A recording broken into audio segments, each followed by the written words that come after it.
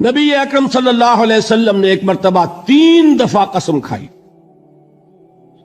واللہ لا یؤمنو، واللہ لا یؤمنو، واللہ لا یؤمنو، خدا کی قسم وہ شخص مومن نہیں، خدا کی قسم وہ شخص مومن نہیں، خدا کی قسم وہ شخص مومن نہیں۔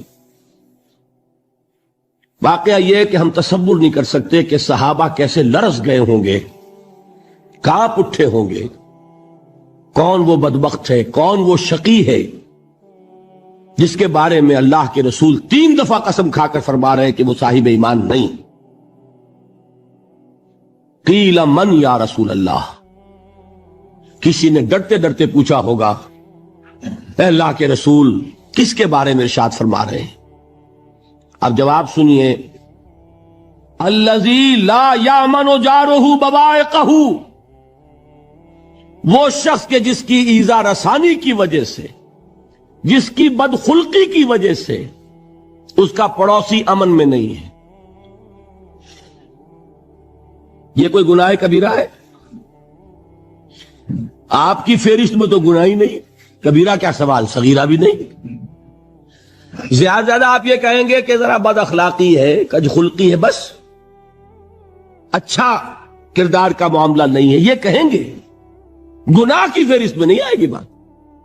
کبیرہ بہت بڑی شے ہے، لیکن اس پر اللہ کے رسول نے 3 دفعہ قسم کھائی، ایمان نہیں ہے، ہرگز نہیں ہے، خدا کی قسم نہیں۔ فرمایا حضرت انس ابن مالک نے، یہ روایت جو میں نے آپ کو ابھی سنائی ہے، یہ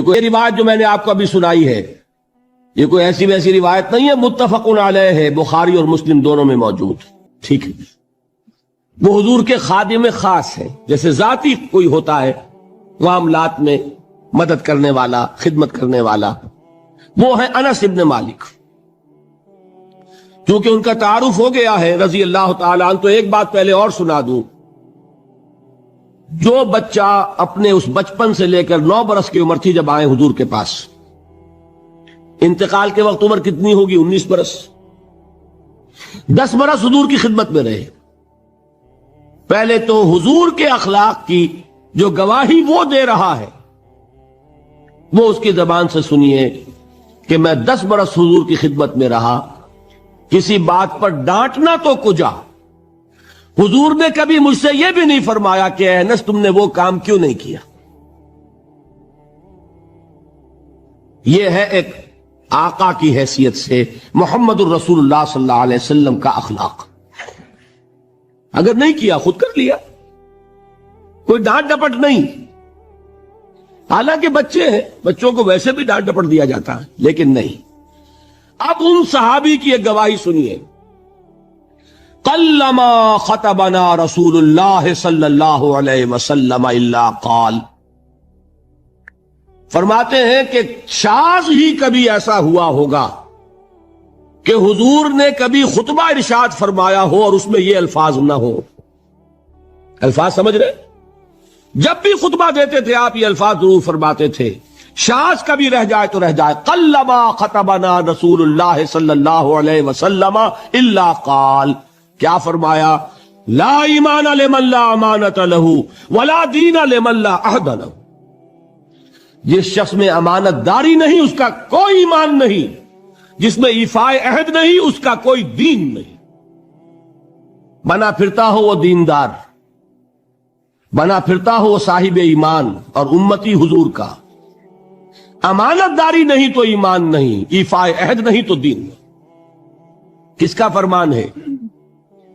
کسی آج کے زمانے کے مفتی کی بات نہ سمجھ لیجئے گا کہ جس کو آسانی سے آپ چاہیں تو رد کر دیں، یہ محمد الرسول اللہ صلی اللہ علیہ وسلم کا فرمان ہے۔ پھر ایک متفق علیہ روایت بخاری اور مسلم کی، راوی پھر کون ہے؟ ابو ہریرہ رضی اللہ تعالیٰ عنہ فرماتے حضور نے ارشاد فرمایا، لا یزنی الزانی حین یزنی وہو مومن ولا یسرق السارق حین یسرق وہو مومن ولا یشرب الخمر حین یشرب وہو مومن، کوئی زانی حالت ایمان میں زنا نہیں کرتا۔ کیسے ممکن ہے؟ ایمان ہو اور زنا ہو جائے؟ پھر وہ ایمان دھیلے کا ہوا؟ کیا قدر و قیمت اس ایمان کی؟ وہ تو اٹھا کر پھینک دینے کی چیز ہے۔ ایمان اور اخلاق پہ اثر انداز نہ ہو، ایمان اور کردار کو نہ بدلے، ایمان اور عمل کو نہ بدلے تو کس مرض کی دوا؟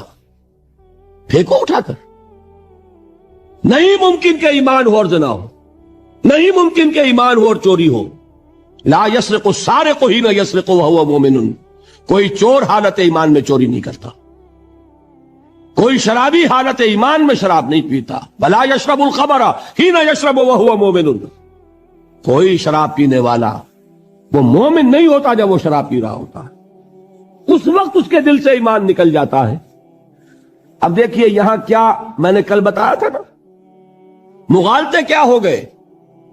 مغالطے یہ ہو گئے کہ اس کو سمجھ لیا قانونی بات، یہ قانونی بات نہیں ہے، وہ قانونی ایمان کی بات نہیں ہو رہی، یہ حقیقی ایمان کی بات ہو رہی۔